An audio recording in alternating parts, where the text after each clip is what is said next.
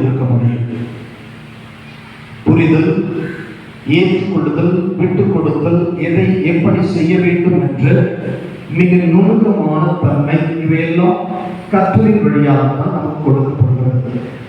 எனவே தாமஸ் கவர்மன் அவர்கள் கற்றலை நன்கு உணர்ந்தவர், கற்பிக்க வேண்டும் என்பதை தன்னுடைய உயிர் மூச்சாக கருதினார். இவருடைய இந்த கோட்பாடுதான் தமிழகத்திற்கான ஒரு அடிப்படையாக அமைந்தது என்பதும் நம்முடைய மறைந்தவர் முதலமைச்சர் காமராஜர் அவர்கள் சொல்லியிருக்கிறார்கள். தாமஸ் கவர்மன் அவர்கள் தான் நம்முடைய கிறிஸ்தவ கிராமங்களிலே எல்லா கிராமங்களிலும் குறைந்தபட்சம் ஒரு தொடக்க பள்ளியாக இருக்க வேண்டும் என்று முழு மூச்சோடு எல்லா இடங்களிலும் ஆரம்பித்தது.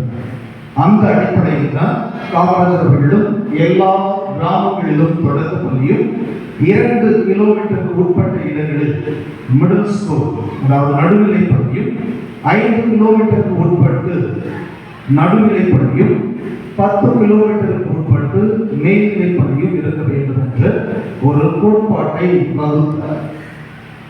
கல்விக்கு மிகப்பெரிய அடிச்சுவட்டை உருவாக்கி இன்றைக்கு மிகப்பெரிய சாராம்சமாக இருக்கக்கூடியவர் தாமஸ் கவர்மன் அவர்கள்.